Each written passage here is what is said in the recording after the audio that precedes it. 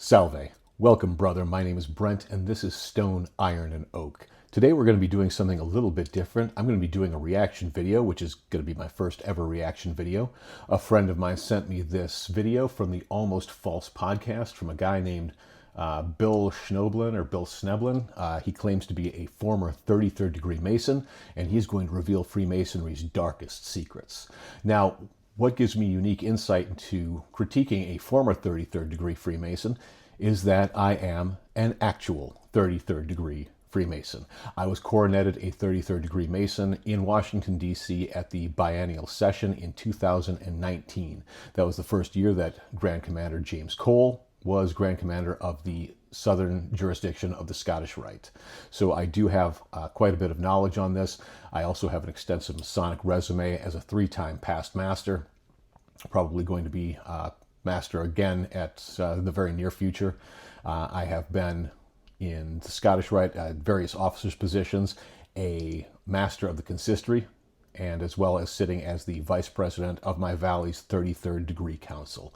So while it's not impossible, certainly not impossible for a man to achieve the 33rd degree and then leave the fraternity, it is uncommon. And in case you're wondering what that process looks like, it's actually fairly simple. You will send a letter to your Blue Lodge secretary or Valley secretary and just say, I don't wish to be a member of this organization anymore. And they will issue you what's called a demit, and then you are off the books.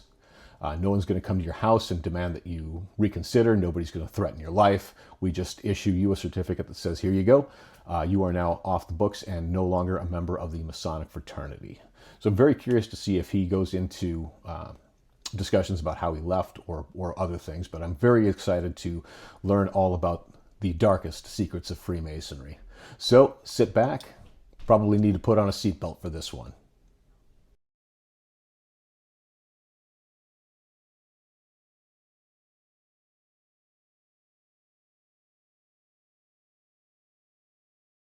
When I got to college, and again, I wanted to be a priest. This was a minor seminary college, Loras College. At the time, it was a minor seminary. It isn't anymore. Not sure what he means that Loras College is no longer a seminary. I'm a little confused there because St. Pius X Seminary is at Loras College. It's operated by the Archdiocese of Dubuque. It is, as far as I know, still there and still a minor seminary. Not entirely sure why he's saying it isn't there anymore. I had a priest in my theology class who had a doctorate in theology, and he was teaching a course in Christology. Because again, I was wanting to be a priest. And he took me aside and he said, if you want to be a priest, in the Catholic Church, it's taught, sacerdotes est altus Christus, the priest is another Christ. So if you want to be... I'm Protestant, not Catholic, so I'm going to accept what he just said. Like Christ, he says to me, do you want to be like Christ? And I says, well, of course. Doesn't every Christian want to be like Christ? He said, well, if you want to be like Christ, you need to do what Christ did. And again, that made sense. And again, nowadays we've kind of become suspicious about priests. But this was like 1968. And a priest was like God. I mean, whatever the priest said, that was it, And he said, well, if you want to be like Christ, you need to do what he did. And he went to the East and studied with the gurus in India. He went and studied with the lamas in Tibet. He went to Egypt and studied with the magicians there. That's how he was able to raise the dead, to walk on water, to do all these miracles. Whoa. So he's in seminary in 1968, and he has a professor priest who's telling him that Jesus studied in Tibet, India, and Egypt. Okay, let's unpack this for a second, because there is no evidence that Jesus traveled or studied in India or Tibet. There was an author in the late 19th or early 20th century who wrote a book called The Unknown Life of Jesus Christ, which was largely discredited. Even the codices found at Nag Hammadi, which contain the infancy gospel of Thomas and the infancy gospel of James, don't make that kind of a claim. I think the author for that book, The Unknown Life of Jesus, was Nadovich. But for Jesus to travel from Galilee to India in the first century is not that wild of a claim. It is kind of possible. The Silk Road did exist. There were maritime routes. We know that Roman goods did reach India. And there were also Jewish communities along the way. But it would have required extensive resources. It would have required patronage to finance the trip, and it would have taken a lot of time. Plus, there's just no contemporary records that ever placed Jesus in India. As for Tibet in particular, it was far less connected to the Roman Empire than India was. And it would have been by foot an 8,000-mile journey. It would have included the Himalayan mountains, the mountains of Afghanistan and Pakistan. But that history and geography lesson aside, I'm having a hard time believing that a legitimate Catholic priest at seminary would tell a student something so at odds with established Catholic teachings and then told them that that is where Jesus learned how to perform miracles, not divine, not he's the Son of God, he's a divine being, but through worldly magic. That doesn't really sit well with me as far as something that a Catholic priest, especially one in seminary, would tell a student, because that student should have gone immediately to the bishop and said, hey, this guy's off his rocker. Why is this guy teaching me? So we are already 30 seconds into the story, and we haven't gotten to Masonry yet, but this guy's story is already quite unbelievable. I'm kind of wondering where central casting found him. So he says, what you need to do is you need to start studying the occult. And this is a priest telling me this. And so I thought, okay, now mind you. He thought, okay. He didn't think, I'm going to go to the bishop of the Diocese of Dubuque. I'm just going to go along with it. You know, this is obviously decades before there was an internet. I mean, there was a little bookstore downtown. And I went there and I found a few scattering books on like the occult. And I found this book that was called Diary of a Witch by Sybil Leek. Okay, I am not familiar with that book. And she was one of the very first witches to, so to speak, come out of the broom closet. She was a British woman, and she was a medium. And anyhow, I read the book, and she was asserting in the book that witches were not evil, that this was an ancient pagan mystery religion. Among other things, she claimed that Jesus was a witch and his 12 apostles were his coven, along with their wives, you know. Okay, so this guy who is devout enough to go to seminary is almost instantly rerouted to engage in what I presume for Roman Catholicism is mortal sins and heresies inside of a time frame that is really short, like maybe even months at most. For a college seminarian to buy into the notion that Jesus was a magician and a witch and his disciples were his coven is quite extraordinary. I'm not sure if this guy's quit seminary yet. It feels like that's an important piece of information that he kind of glossed over. Maybe he got kicked out for wearing a goat's head as a jockstrap. I don't know. It was the 60s. We had the Manson family, Jim Jones, Anton LaVey. It was a strange time. I have been told I was not alive in the 60s. Now, let's see what happens next. So I kind of bought into that. And I I found out about this guy, Alex Sanders, who was the supposed king of the witches over in London. I wish I could have been there for the coronation. If you know when the coronation for King of the Witches in London is, comment below.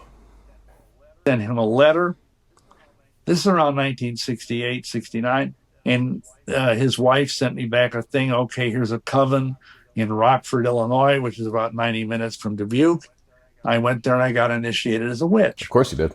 And then later on, I hooked up with an Alexandrian coven in Boston, and I was made a witch high priest. Was there like any time between that? Do you have to have like a term of service? Because it seems like witch high priest sounds fairly high level. Witch priesty. I don't know what their degrees or how that kind of works, but it seems like they just sort of hand this thing out like candy because he became a witch high priest almost overnight. Started covens, in first of all in Dubuque, where I was, and then moved to Milwaukee because there was a fellow there who had an occult bookstore. Okay, so he's gone from Iowa to Illinois to Boston, and apparently, okay, so then he rises to the rank of high priest basically overnight, goes back to Dubuque, and then Milwaukee. I don't understand what this guy has seriously gone off the rails since his days at Loris. Because Milwaukee's a huge city. And he said, I've got all these people that want to become witches. Can you come and teach them? When we're talking about like you being in a coven and you doing witchcraft, I just want to make sure that we don't skip over that part. Like, what kind of witchcraft are we talking about? Because That's an interesting, before we get to that question, this is kind of an interesting thought. It says that they have all these people that want to learn, and there's apparently all of these covens and witch groups, but he is the only one who's teaching it. Was there not already somebody in these areas? Because it seems like they hand out this witch high priest title like candy, but only Bill is capable of doing this teaching. It's all on him. there's a lot of It was okay. Witchcraft originally, the kind of publicly available witchcraft was originally started by Gerald Gardner, and he came out. Witchcraft became legal in England. It was a crime until 1951. It was made legal, and he claimed, and all of this is disputed, but he claimed that he came in contact with an ancient coven of witches in the New Forest region of England. They initiated him and then made him a high priest, and he went off and initiated other people. Highly debatable. Yeah, I'd say that story absolutely. Of all the things that didn't happen, that didn't happen the most. Then there's this other bunch, this Alexander's fellow. He also claims to have been initiated by an ancient line of witches by his grandmother. So those were the two main fountainheads of witchcraft. Notice that both of these people were, it's almost like it's a revealed religion where somebody appeared, whether it was this group in a forest in England or this other guy, Alexander, who found out about it through his grandmother, who is part of this long line of witches. This is just them establishing credibility for the snake oil that they're about to sell. I absolutely do not believe these stories. They're quite remarkable. And again, it's just a way of establishing credibility before they bilk people out of money to join their cult. So I don't believe that these guys happened, and I'm not entirely positive that this guy actually belonged to any of these covens. In the 60s. Both were from England, but both had, spread to America. And it was white witchcraft. Both groups, their rituals were virtually identical. And but the Alexandrian group that I was in was more into ceremonial magic, which is like kind of, if you know, in like Protestantism, they have the distinction between high church and low church. He's going to explain it, but he's going to explain it using esoteric terms like high church and low church in Protestantism. I'm Protestant. I really don't even know what those are, the difference between them. So he just explained it by completely not explaining it, probably because he doesn't know what he's talking about. Well, Alexandrian is more high church witchcraft, but we didn't believe in the devil. We didn't think we were worshiping the devil. We thought we were worshiping a goddess, a moon goddess, and a horn god. So it was like ditheism, if you will, two deities. And okay, so he's worshiping a moon goddess and this other god. So even the most casual Lutheran, I don't know why I'm pointing at myself, even the most casual Lutheran would know that worshiping a moon goddess breaks the first commandment. I would definitely expect a Catholic seminarian to know that one as well. So the fact that he is so far off base on what he's doing astounds me, because I would certainly never worship some moon goddess or some horn god man, because that's completely not just antithetical, that's heretical to Christianity, which is my beliefs. We didn't believe in demons. We just believed that It was all this nature, airy fairy, gathering herbs in the forest and dancing in the nude, and Dancing in the nude in the forest. That's that free love part. That's about the first plausible thing I've heard this guy say. it all sounds very innocent, except there's, especially in the Alexandrian rite, there's also some sex magic that's involved. So does that kind of answer your question? Yes. Thank you for clarifying. I just wanted to make sure that we got that covered. So actually, let's go back to the occult bookstore that you were talking about, and let's pick up the story from there. Well, so anyway, so we hooked up with this fellow in the basement of the store. We would hold these classes. They were packed because there were all these people. And again, this was 1972. And For those keeping score at home, we are now 4 years past when he started this journey. So he starts seminary, or at least he was in Loras College and seminary in 68. It's now 72. So we're now 4 years into this. There was all these people who are kind of like quasi hippies, and they wanted to get into the occult and magic and blah, blah, blah. The other thing that happened at the same time is that we encountered this fellow called Eli, who was a Grand Master Druid of North America. Again, if you're a Druid, is Eli a guy that was ever the Grand Master Druid of North America? Is there such a position? Comment down below if you have any idea what this guy's talking about. And Druids are a little bit different than witches. It's kind of like the difference between being a Baptist and being a Methodist, Once again, he makes an analogy using something that you would need to be well-versed in these other things in order to understand, to obfuscate his point. I just don't think this guy knows what he's talking about. It's like he's read a couple of books and he's not going into detail. That's my main issue, is he's not going into detail on what he did. We're now 4 years into it, and he's just sort of hit very superficial, high-level things. I did this, I saw that, but he doesn't say what the initiation was. He's not saying what he was teaching, what the ceremonial magic actually did, what it was comprised of. It's more like he just talked to somebody on the street, one of these people he was dancing naked with in the forest, and she told him a couple of high-level things that she didn't totally understand, and he just sort of incorporates it. I'm not seeing any evidence that he has first-hand knowledge of anything that was going on during this at least 4-year period that we're up to right now, except for the bookstore. I believe he's hanging out at a bookstore. That part I believe. And we were invited down to Arkansas, which is where this fellow lived. He had lived on top of a mountain. He had kind of a what do you call it, a organic farm there. He had a weed farm. It's not an organic farm, it's a weed farm. And we went through the whole summer, got all this occult training. We were, high priests in Druidism by the time we got done. At one point, now understand, this fellow that owned the occult bookstore, he was kind of... If you can explain to me what these... If you're a Druid, I'm not saying this to make fun of you because I honestly don't know, but please comment down below as to what these initiations and rituals would actually be composed of, because as far as I know, Druidism is a religion, not a secret society, so there shouldn't be any reason that those things can't be divulged. I'm genuinely curious because that is not really an area that I've ever studied. By the time we got done, at one point, now understand, this fellow that owned the occult bookstore, he was kind of a manipulative guy who was very, he was older than me, very cunning. He told me, he took me aside and he said, if you really want to understand magic, you need to read this book. And he handed me the Satanic Bible by Anton LaVey.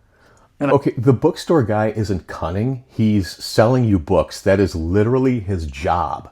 He knows that you went to seminary, you're at Loras College in seminary, and then you came to him to become a witch in order to become more like Jesus, which made no sense. And then you went around the country for the last 4 years, starting covens, getting into Druidism, becoming a witch high priest, Druid high priest, and now he's trying to sell you books on Satanism because you keep flitting between religions and he knows you're dumb enough to keep buying things.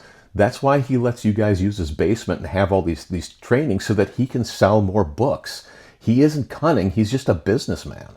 I wish he would have handed you a book on Pastafarianism, because honestly, I would love to hear you come on this podcast and say that the flying spaghetti monster guided you with his noodly appendage. If you've been touched by the flying spaghetti monster and he has guided you with his noodly appendage, like and subscribe, comment down below. I said, well, why would I want to read the Satanic Bible? Witches don't believe in Satan. And he said, well, just read the book. And LaVey's contention was that magic is really about Satan. But Satan is like an archetype, he said.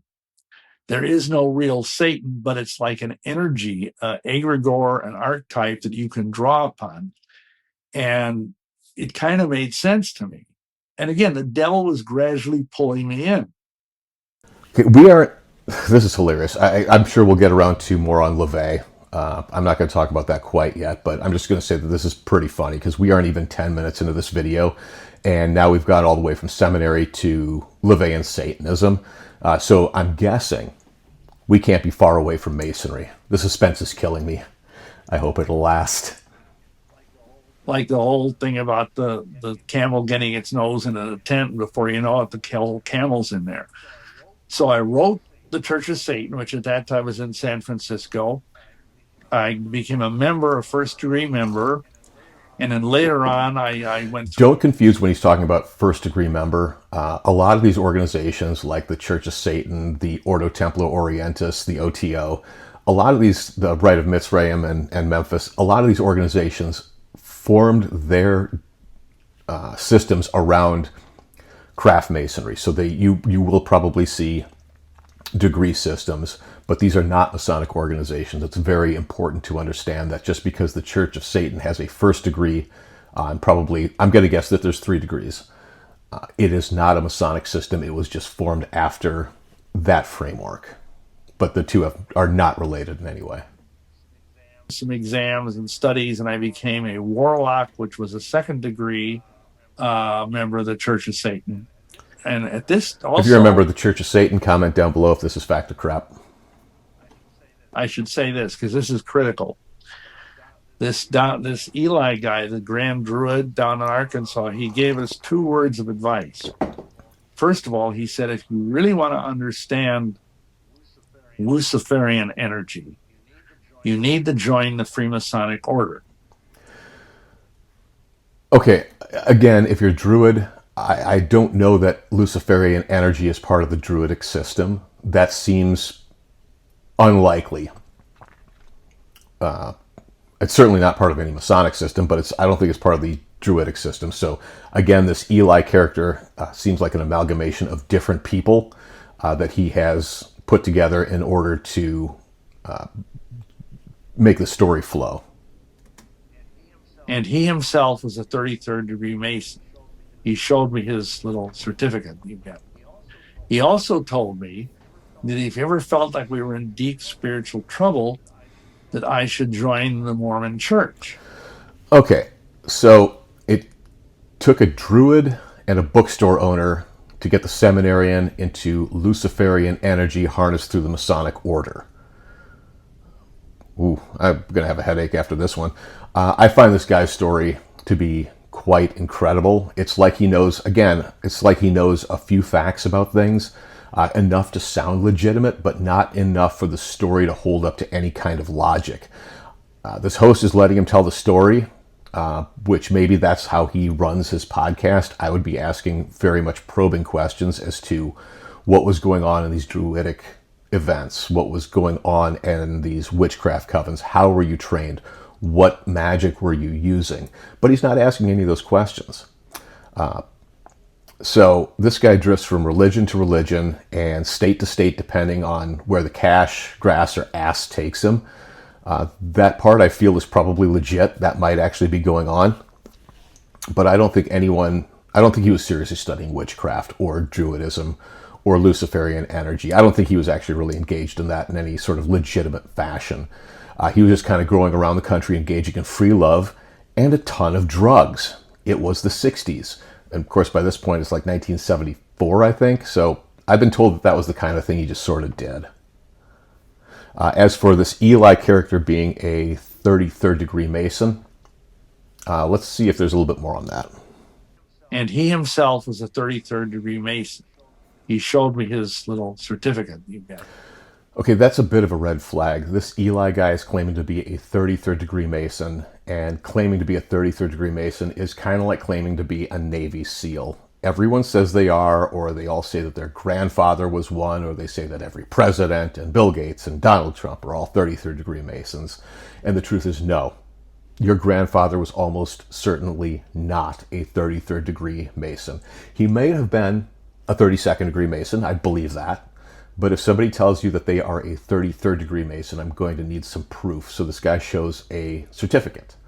Well, there's a subtle red flag there, because when you become a 33rd degree Scottish Rite Mason, it's called being coroneted. The paperwork you receive is not called a certificate, it is called a patent. You also get a ring with 3 gold bands and a triangular plate with the number 33 in the middle. I don't know if it's going to lock in, but there's mine right there. The fact that he didn't use the right terms, that Bill didn't use the right terms, is a little odd. So let's see where this goes. Eli, if you're watching, DM me. I'd love to have a conversation. He also told me that if he ever felt like we were in deep spiritual trouble, that I should join the Mormon Church, because it was a church that had been Wait a second. So this guy's a Druid, but he says if you're ever in trouble, go join a Christian organization. This guy's weaving a tale. He's weaving a tale to sell books and speaking engagements. None of this makes any sense. I don't think Grand Priest High Druid is going to tell anyone to join the Mormon Church, and also about Luciferian energies. None of this really jives. It sounds scary. It sounds like people who are religiously superstitious are going to believe this, but ultimately none of this story really holds up to even the smallest, lowest level of logic. Started by witches, for witches, that we could hang out in and pretend to be nice. The image of the Mormon Church. They're straight, nice, wonderful, all-American people with happy families and white picket fences. And I'm also not a member of the LDS, but again, I have some kind of working knowledge. The notion that the LDS is a bunch of witches and they follow the same ideology and theories of witchcraft is also seems to me to be quite a bizarre statement, and again, one that's made to be salacious on people who are not members of the LDS. Because when you look at LDS, it is a monotheistic religion. It's going to be a restorationist Christian movement, whereas witchcraft is going to be a polytheistic, maybe a duotheistic, nature-based spirituality. The Mormons are looking for eternal life and exaltation. The witches are looking for harmony with nature, self-knowledge, balance of energies. The Mormons have a structured afterlife, but in witchcraft it's usually going to be a reincarnation or a return to that spiritual and natural cycle. Priesthood in the LDS is going to be through divine authority and given by God, whereas in the witchcraft it's going to be magic as a personal thing and a connection with nature and energy. The views of Satan on the Mormons are he is a real spiritual adversary and a fallen angel, but the witches, neo-paganism, and Wiccans don't believe in Satan because that is a Christian concept. They also don't worship or acknowledge him. So he's kind of been all over the place on not only Christian religions, but he's also been all over the place on the theology of neo-paganism, witchcraft, etc. There's so much of a story that just really doesn't make any sense. all of that. But secretly, they believe almost the same doctrines that witches believe. No. And we can get into that if you want. But anyhow, so we should get into it, but the host is not asking probing questions. We should 100% be getting into that, but we're not. That advice. And again, this was in the early 70s. So I joined the Masonic Lodge, became a Master Mason at the same time as I was a Satanist and a witch. And he says that as though being a Satanist and a witch has anything to do with Masonic affiliation. The two are completely unrelated. But he's making it sound like there's a connection. Only our inner circle of the witches that we by this time we've initiated over 100 witches, and only our inner circle knew that we were also Satanists, and we were continuing in Again, this. those are two competing theories. You can't be really a witch under the neo-paganist philosophy when there is no Satan and be a Satanist at the same time. But to me personally, I think that a Satanist is really just an atheist who wants to irritate charismatic and evangelical Christians. But that's just my opinion on Satanism. I finally figured out that there was a deeper level of Satanism. Again, always a deeper level. You always have to get, once you get high enough in it, somebody's always willing to sell you more. They're always willing to say, well, you've done a great job. I'm going to just give me some money and then I'll show you these deeper secrets. Now that you've paid me enough money that I can trust you. I know you're a fool.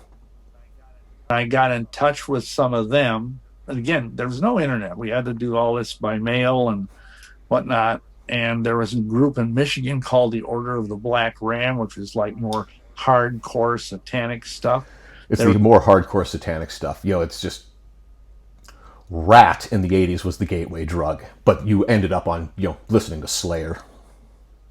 There's another group in Chicago called The Brotherhood, and I got involved with them because they were closer, because Milwaukee's just up the road about 90 miles from Chicago. If you're a member of the Order of the Ram or these other things, comment down below. Love to have an interview with you. Chicago. And I got really, I sold my soul to the devil. That's how deep I got into this stuff. Yeah. Before we actually get to that part, I want to make sure to take some time to talk about Freemasonry, because Freemasonry, it's very rare to actually talk about to talk to former Masons, because it's something that you're not supposed to talk about. So it's kind of an opportunity while I have you here to kind of... let's talk about that. Let's unpack that for a second. Masons actually pretty much love talking about the craft. There's a handful of things that we can't talk about, but they're very, very narrow in scope. The truth is that we love talking about the craft, and it's not uncommon to have conversations about it with people who are not Masons. of, for me personally to learn, but also for the people to kind of have a knowledge about what Freemasonry is. You said that you became a Master Mason. Can you explain how the degrees and the lodges are set up in Freemasonry so people actually understand what we're talking about? Well, the basic thing is what's called the Blue Lodge.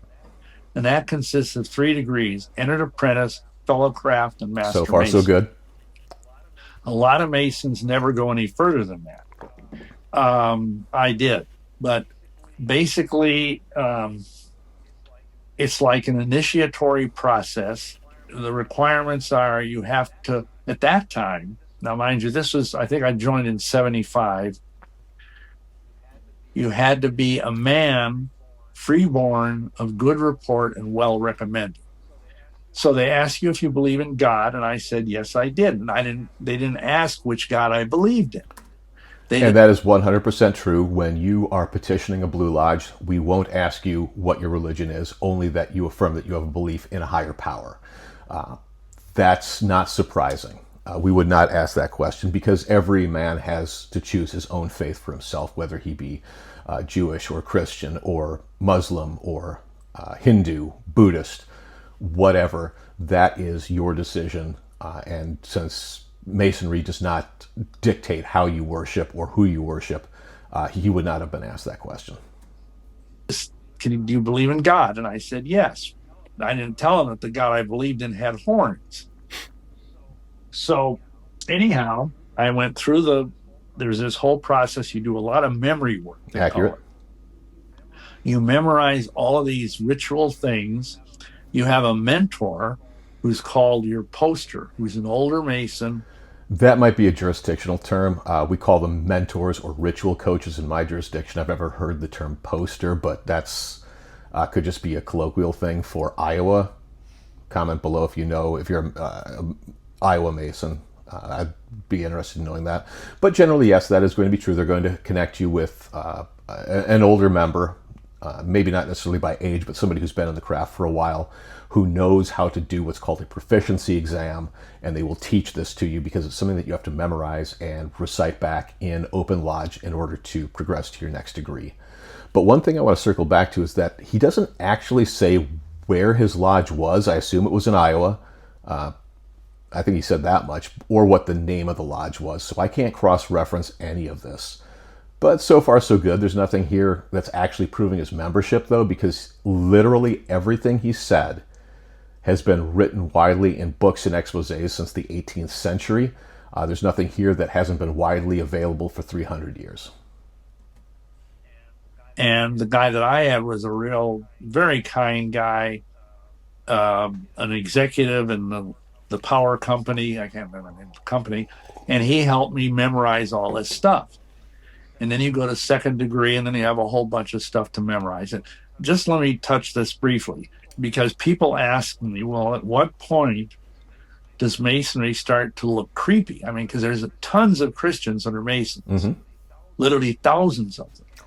And I just asked them, how can you do that? I mean, because when you start out as a Mason, they make you come to the lodge, they make you take off all your clothes except your undies. They put you in this like jammies. They're like, they're like pajamas. They're like, typically the one knee is bare and one breast is bare. Your left breast. Again, nothing you can't get out of an expose here. Yeah, I think your right knee. And you're blindfolded.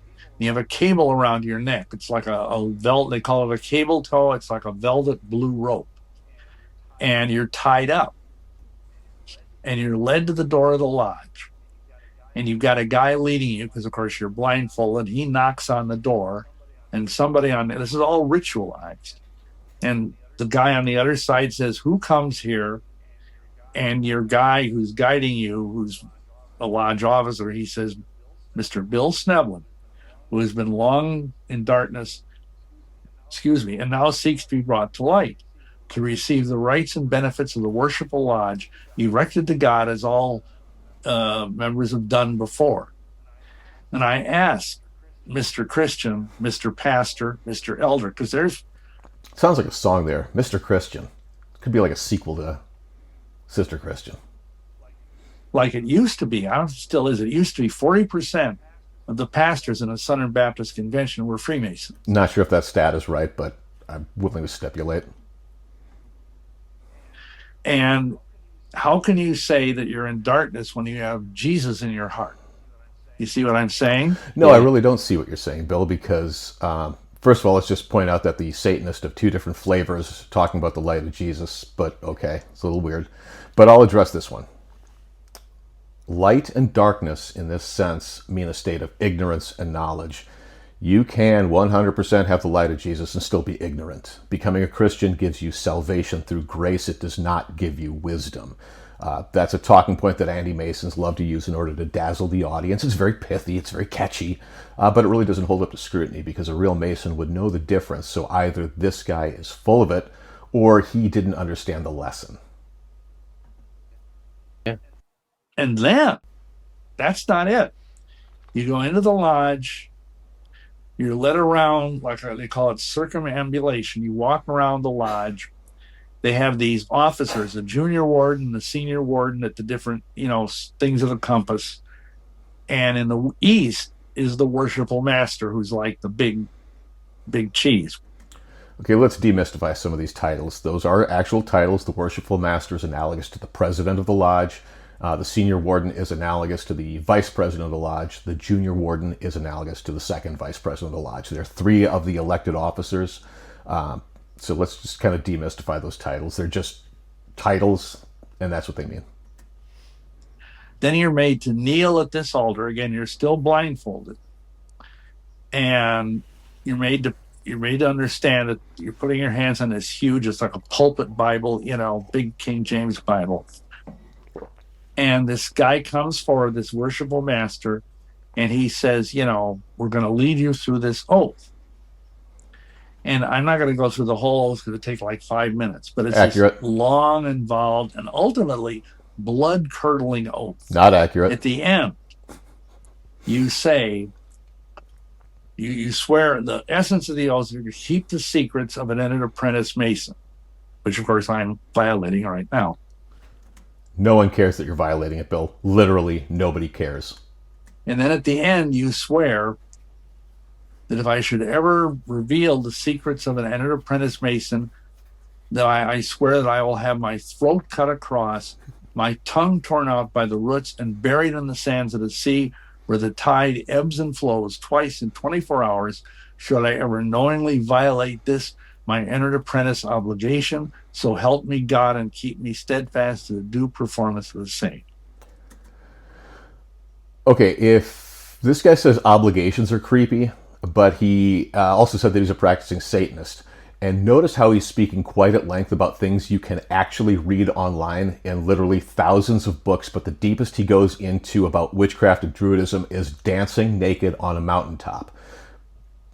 He's not talking about the creepiness of Satanism, the creepiness of casting spells or using potions, probably because he doesn't know anything about that. It looks like he just kind of read a book about Masonry and can just repeat it back. He might have joined a lodge. I don't know. I haven't been able to investigate him because like this, I'm just watching this right now for the first time. But also, the host had to drag this guy into the topic of Masonry, where he seems to have read quite a bit, or maybe even possibly gone through it at least at the Blue Lodge level, the first 3 degrees. But I'm not convinced he was ever a Mason. I think he said this is now 1975. He's been in witchcraft, Druidism, Roman Catholicism in seminary, Mormonism, 2 different flavors of Satanism, Levian and Alexandrian, because that first one wasn't Satan-y enough. And he can't give any solid discussion about those years. We're now 7 years into the story, 1975. We're 7 years into the story, and he cannot talk at all about anything he did in all these other religions, despite going around to 6 states and initiating hundreds of witches and hundreds of druids, and meeting Eli, the Grand Priest High Druid of North America, or the United States of America. Still not convinced that this guy wasn't actually a Mason. Now, if you were a Christian pastor or whatever, wouldn't that kind of raise the hair on the back of your neck? No. Yeah, I think it was raised the head on the back of the necks of pretty much most people just to hear that. Yeah. And then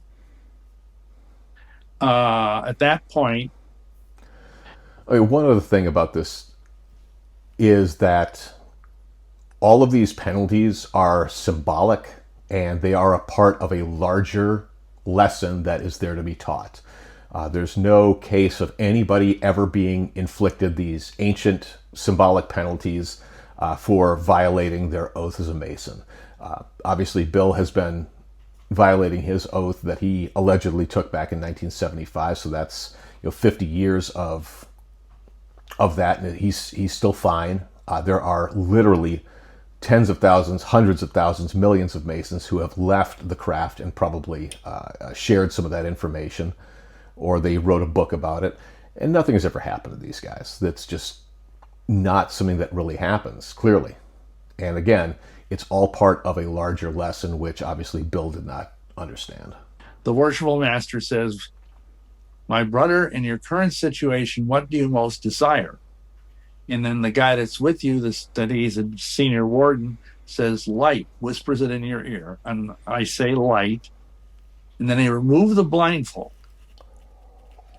And you see before you this big open Bible with a square and compass on it. And those represent the 3 great lights of Masonry: the Bible, the square, and the compass. And then they are revealed by the 3 lesser lights of Masonry, which are 3 burning tapers that are adjacent to the altar. Now that's the most mild initiation. From there on, they get more and more creepy. So They don't. I don't know how deep you want to go into this, but basically Masonry is an antichrist thing. No, it's not. I'm going to back that up just a second here. Basically, Masonry is an antichrist thing. It claims it's not religious, but it is. They play around with it because they say... Notice how he says Masonry is an antichrist religion or an antichrist thing. He makes this wild claim and then proceeds to absolutely not back it up with any shred of proof or evidence. He just makes a wild claim, and then we're just going to casually move on. oh, well, we're just religious, but we're not a religion. Because if they were a religion, then if you were already a Christian, you shouldn't join another religion. Most Christians would say that. Like, Okay, so this is coming from the Roman Catholic seminarian, wicked Druid LeVay, Black Ram Satanist Mormon. Where was this deep insight, Bill, on Christians not joining other religions when your professor priest at Loras allegedly told you to study witchcraft? Your story makes no sense. if you're a Christian, you wouldn't become a Buddhist. Well, I know a few Christians who did become Buddhists, but that's a whole other story. Right. Well, Masonry is a religion. I mean, it has all the qualities. This is what I tell people. If you look at Webster's dictionary, there's three things that make something a religion, according to Webster. Number Webster's dictionary is not the final authority on what is or is not a religion. one, something that has a belief in some sort of deity. Masonry has that. Number two, No, Masonry requires a belief in a higher power. It does not dictate which higher power that is in order to be a part of the fraternity. that belief is expressed in some sort of ritual. And Masonry is full of ritual. I mean, that's pretty much all it is. And then Masonry has rituals, but those are largely limited to opening and closing a lodge and performing degree work, which is actually a very small portion of what we do. Saying that a lodge that's pretty much all it is a gross misrepresentation. Most Masonic meeting business is meeting minutes, it's event planning, it's member wellness updates, it's financial updates and reports. Also, he's implying that a Mason's belief in God is expressed through a ritual, which isn't possible because, again, there is no Masonic God. Each man has his own faith, and a lodge meeting or a degree is not some kind of worship service. That is 100% not what it is. the third quality is it has a system of some sort of ethics or morality, and Masonry has that. Masonry doesn't really have a codified system of ethics. Boiled down, Masonic ethics could be illustrated as the phrase, do unto others as you would have them do unto you. That's really about the codified system of ethics. From what he just described, the Boy Scouts are a religion because they have their certain ceremonies and rituals that they do. There is a belief in God, and they have a system of ethics. I know that they've got things that they take an oath to do.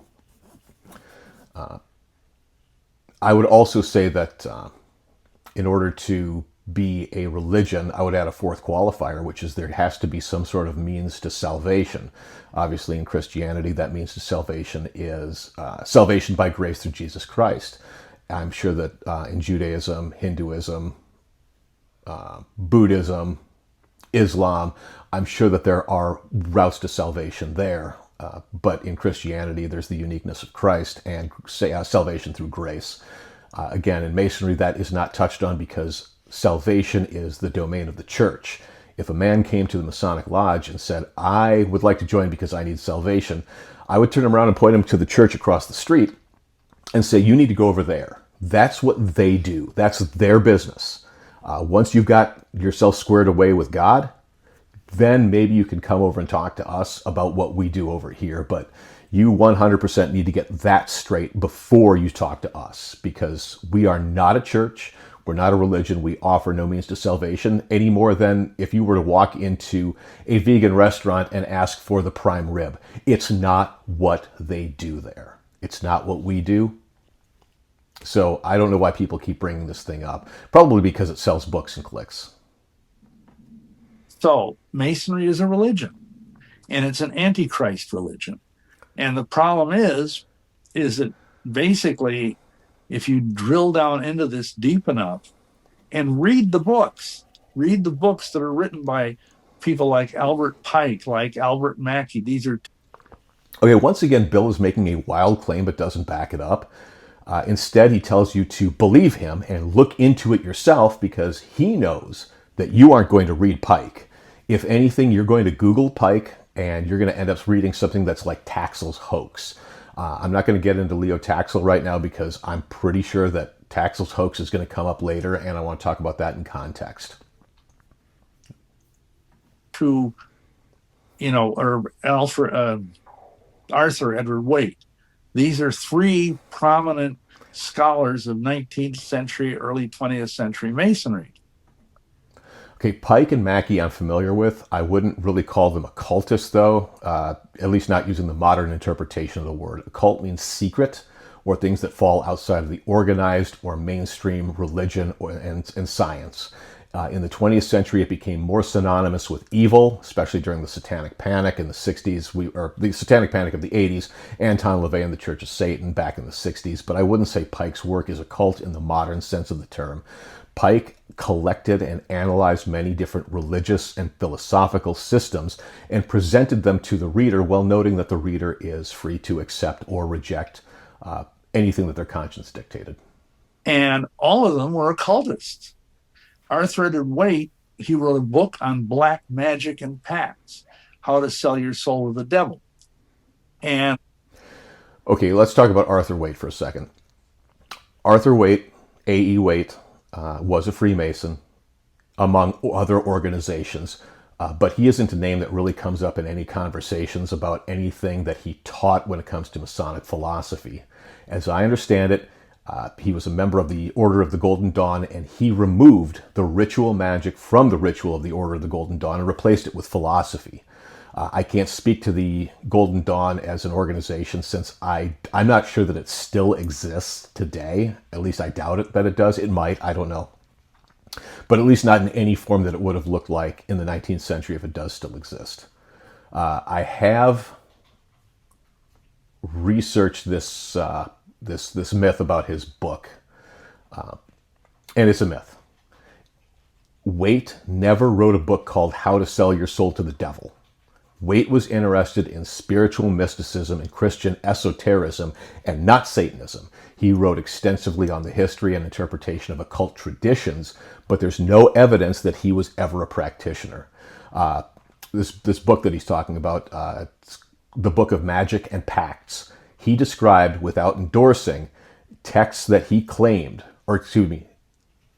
texts that claimed to summon spirits, angels, and demons. But Waite was an academic who collected these things and gave them critical commentary, while warning readers that these pacts they were superstitions and they were misguided, perhaps even dangerous, calling them so-called pacts with the devil. He called them a lamentable misunderstanding of divine mysteries. Also, the title of the book is understandably salacious, and because it's what got eyeballs on the books to sell copies. Waite was also known to criticize his contemporaries like Aleister Crowley for treating magic as literal sorcery and not symbolic spirituality. Because if you actually read this book, you'd be disappointed, because it's historical commentary, Christian symbolism, and criticism of demonology. So sorry, folks, but the truth is never as exciting as the crazy accusations. In my book, shameless plug, this is an older edition. This is the first edition. It looks different. Shameless plug, buy my book. But in my book, I document how almost every single leading occult person of the late 19th and early 20th century was a Freemason. Every leading person? No. Maybe a better way to put this, Bill, is to say that every person I've mentioned was also a Freemason, because I cherry-picked my examples.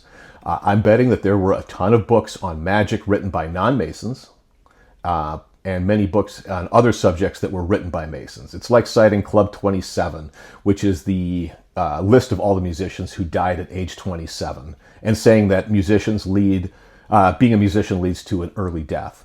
And I guarantee you there are a lot of musicians who didn't die at 27 and are still alive today.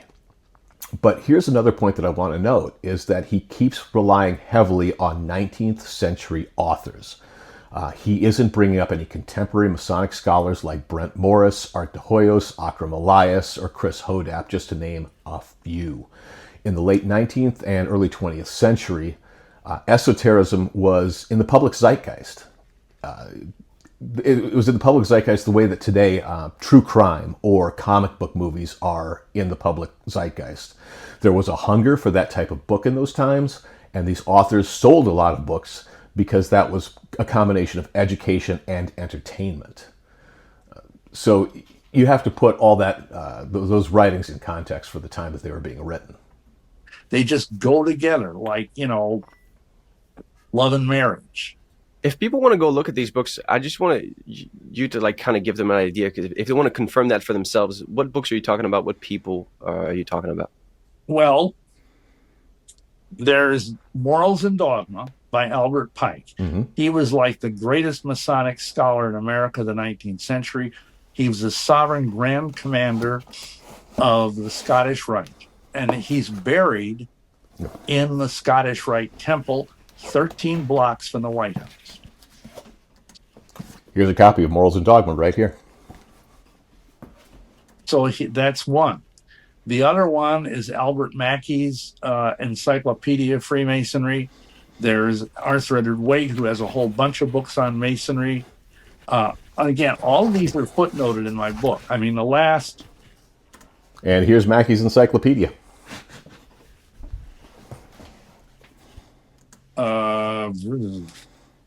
Lots of pages of footnotes, because I'm not just making this stuff up.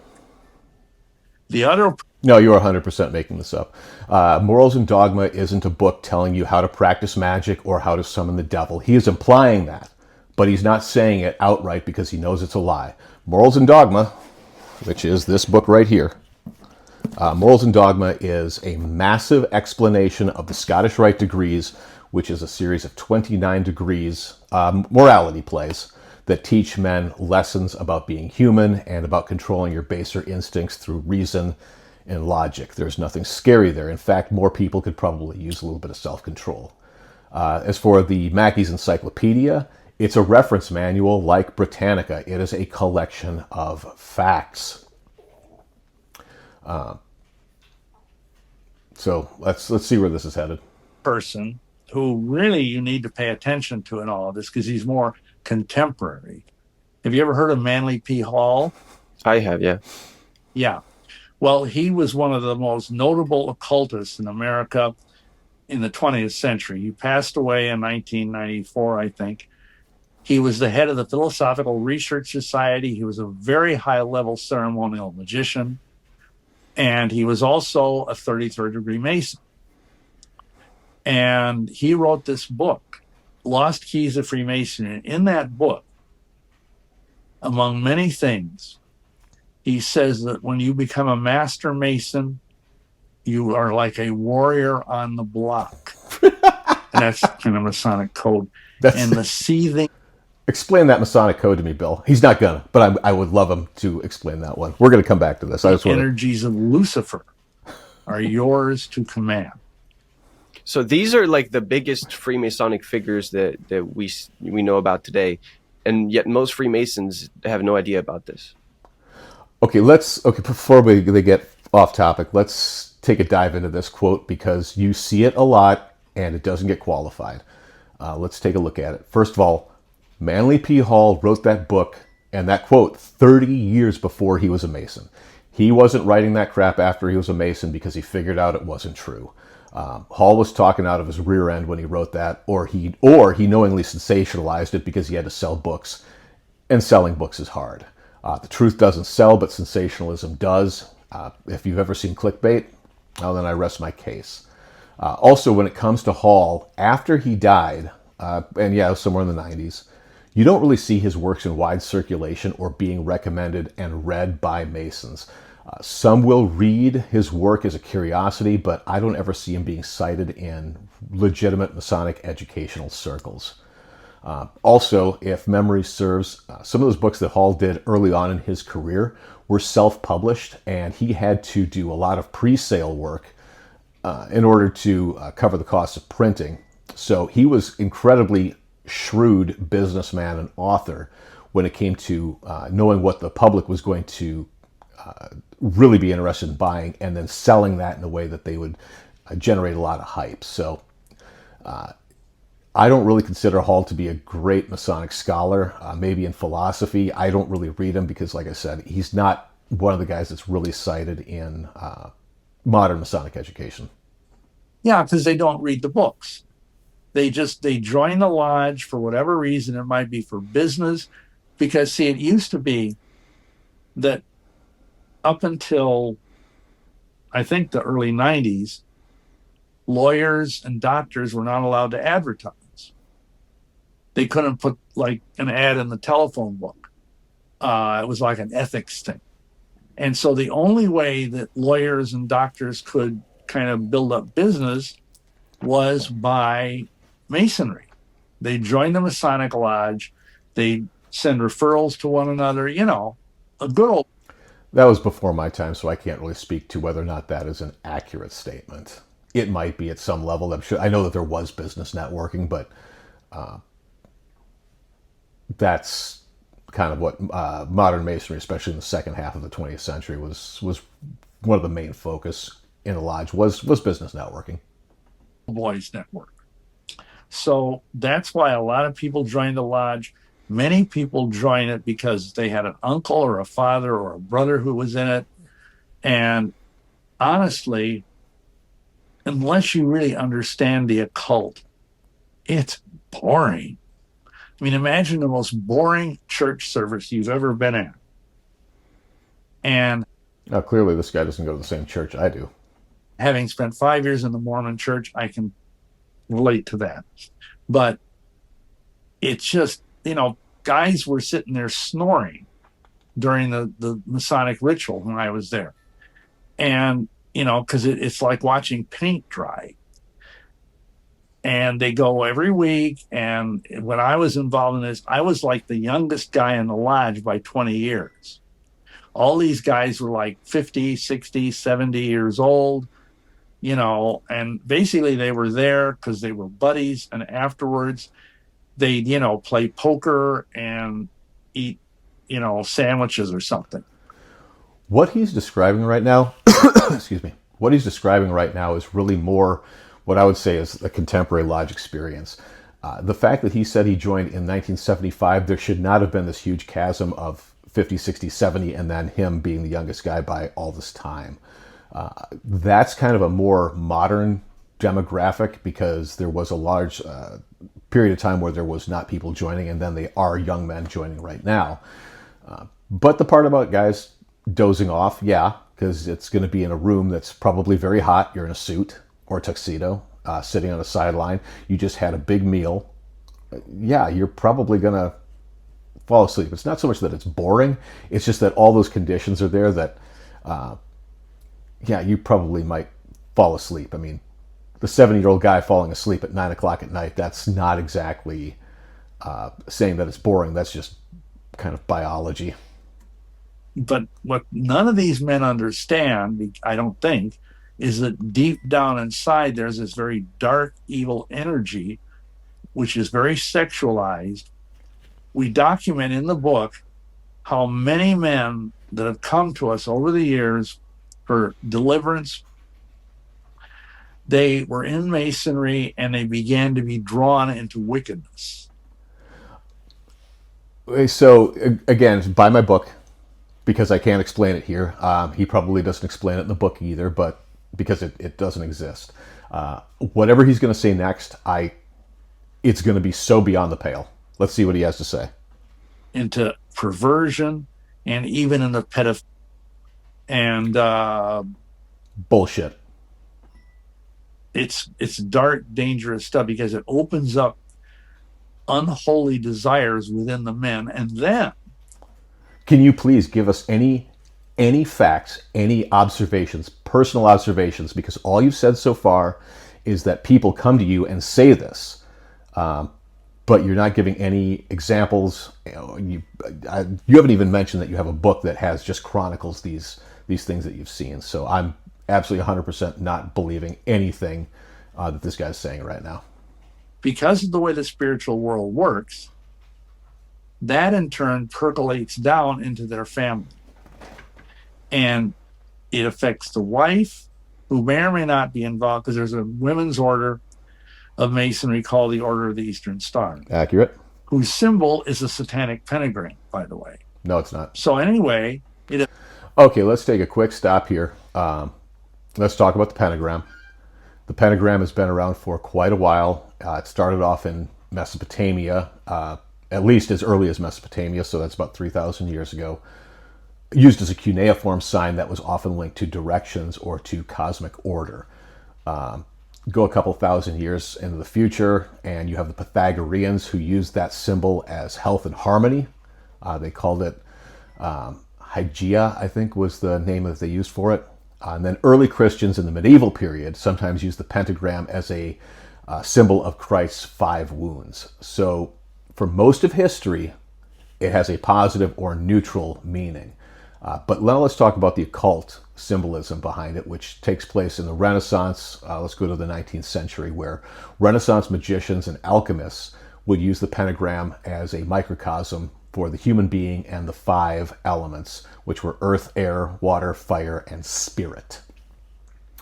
In the 16th century, Heinrich Agrippa connected it to natural magic and human propagation. But then we had Eliphas Levi in the mid-19th century who really kind of initiated the shift away from that more neutral, if not good, to something else, because he drew the inverted pentagram with the point down, and it had a goat's head in it.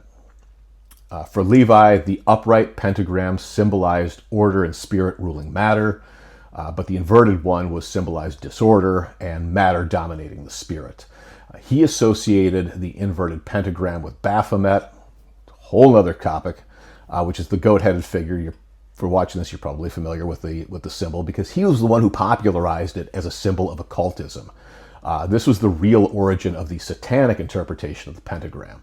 Now let's roll into the 20th century, and you had Anton LaVey in the 60s, Church of Satan. He adopted Levi's inverted pentagram with the goat head, which then became known as the Sigil of Baphomet, as the official symbol of his church. From here, the inverted pentagram became cemented in popular imagination as a satanic symbol. To contrast it with the upright pentagram, which is still widely used in Wiccan, neo-paganism, ceremonial magic as a positive symbol. In Wicca, especially in the 20th century revival, that pentagram is considered sacred, not satanic. Now, if you want to get into an interpretation of those symbols as far as Christianity is concerned, I think that there's a lot of misguidedness in what the symbol means, because they're just using LaVey and Levi's interpretation of the symbol. There's no biblical or historical reference. These things are all things that happened in the last 150 years. There's no basis for these symbols in the Bible. So I just consider it more superstition that it has anything to do with Satan. Affects your children.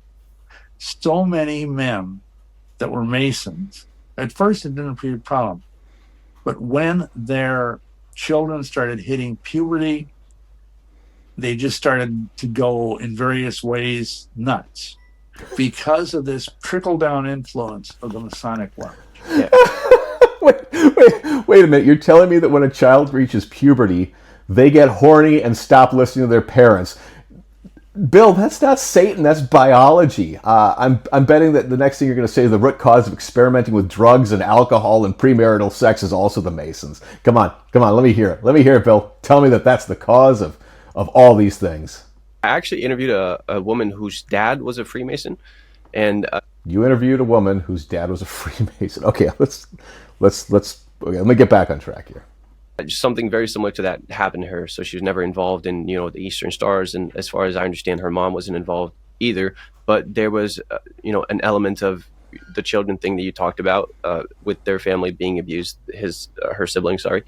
And she also, around puberty, started developing, some weird things. So it does. Okay, so kids get weird at puberty. That's hardly an indictment of the Masonic order any more than it's an indictment of the public school system. Because all kids also go through the public school system, for the most part, in the United States, or go through the school system in general, and then they also get a little nuts around age 13. So use your eyes, people, your common sense. There's nothing here that's pointed at anything nefarious. It's called biology. it does correlate with what you're talking about. No, But it I want to doesn't make sure that correlate. people understand. I want to go back to the degrees of Freemasonry. You talked about the Blue Lodge. You also mentioned the Scottish Rite. There's the York Rite. Can you explain how that's set up so people actually understand what it means to be a 33rd degree Mason? Because I think there's a lot of confusion around it.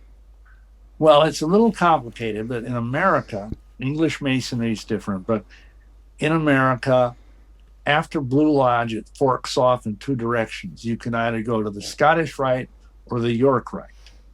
The York. That isn't an either or, by the way. You can join both, and many people do. I am both a Scottish Rite and a York Rite member. York Rite has 7 degrees. The Scottish Rite has 29 degrees. When I was made a Master Mason, I was. Here's another red flag. There's a couple of things here. The York Rite does not number its degrees. In fact, there are 3 different bodies within the York Rite. There's the Royal Arch, the Cryptic Council, and the Commandery. Second, the number isn't 7 degrees. I'm assuming he's going to tell us about the York Rite. And by the way, there are 4 degrees within the York Rite, 4 degrees inside of the Royal Arch body. In Council, there are 2 plus an honorary degree, and then there are 3 orders in the Commandery. So when you count them all, it's not 7, it's 9 plus the super excellent master degree, which is not technically a degree of the Cryptic Masonry. But a York Rite Mason would have known this, so I question his York Rite credentials. Told, because at that time, believe it or not, I was going to the seminary to become an old Catholic priest. Okay, so he's still in seminary. All right. So he says that he's a Master Mason and in the seminary at the same time. He said he was at Loras College back in 1968, joined the lodge in 75. So now he's been in seminary for at least 7 years, which is not surprising because he's been traveling around the world and the country dancing naked in the moonlight for all that time and not earning enough credits to get into major seminary and theological studies. This guy's story and timeline don't make any sense. I mean, really, there's nothing about this story makes any sense. He says that he was going to be an old Catholic priest, which sounds accurate because at the rate he's going, he'll get his undergraduate degree about 2026. He's going to be pretty old when he finishes school. And some of my brother Masons knew that. And he said, well, the York Rite is the Christian path, so to speak. So why don't you go up that thing first? So the thing about York Rite being a Christian path, the Order of the Temple, the Commandery, in order to join Commandery, you need to profess a belief in the Christian religion and Jesus Christ. That is accurate. But I wouldn't say that the York Rite is a Christian organization because there are many of my Jewish friends are members of the Royal Arch degrees, and that's as far as they went up. They might have gone into Cryptic Council, but generally speaking, they stop at Royal Arch because once they get up, obviously, to the Order of the Temple, they have to profess a belief in aspects of religion that they don't believe in. So they simply just stop at Royal Arch. I did. And the top of the York Rite is what is called the Knights Templar degree. Now, in the It's not a degree, it's an order. York Rite Mason would know that. Scottish Rite, you have these 29 degrees, that some of them are really creepy. I mean, creepy again. Seriously creepy. They have one, I think it's a 19th degree, where they actually try to call up the devil. I work in the 19th degree at my Scottish Rite Valley.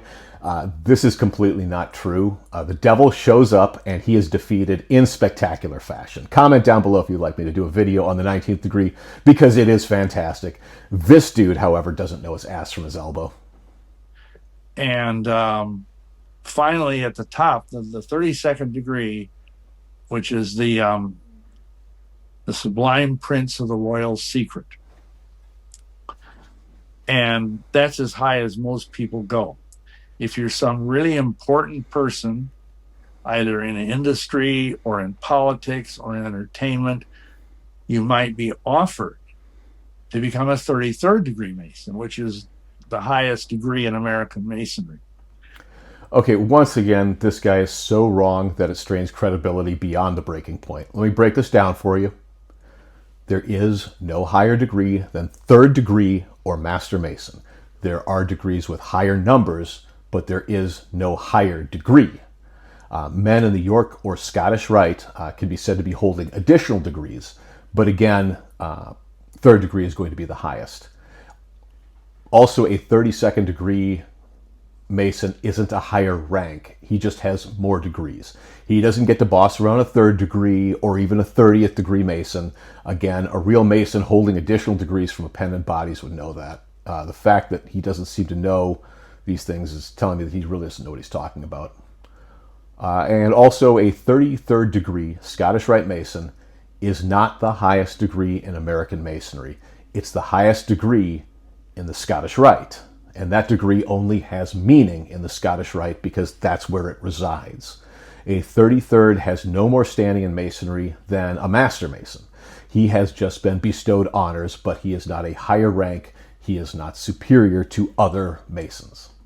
And many people, presidents, actors, people like, Roy Rogers, Harry Truman, all kinds of celebrities, Burl Ives, they're 33rd, or they're all deceased now, 33rd degree Masons. Gene Autry, many of these people. I hear the music coming on, so I think we're going to be going into a break, and that's probably a good time for us to split. So I just want to say that so far, yes, all these guys that he's mentioned are 33rd degrees, but that's a very tiny sliver of the men who hold the degree. The overwhelming majority are not presidents. They're not actors. They're not musicians. They are ordinary men with a regular job. I'm betting that whatever he says next after the break is going to be dead wrong because I'm kind of seeing a pattern form here. But we're going to go ahead and break right now and come back on part 2. Well, that wraps up what I'm going to say is going to be part 1. We are only 28 minutes into this hour and 15-minute video, and I think that I have over an hour of footage on just me responding to it. So I'm going to go ahead and post that up, but please, if you want me to do a part 2, because I think this is going to get even crazier, let's get that to, I need more likes. I need a lot of likes on this, and please subscribe in order to induce me to do a part 2 on this video. I think this guy is absolutely bonkers. I don't think he knows what he's talking about. I'm not going to say he's a charlatan just yet, but I don't believe much of what he's saying. So if you made it this far, like I said, please like and subscribe, and I'll do a part 2 on this very soon.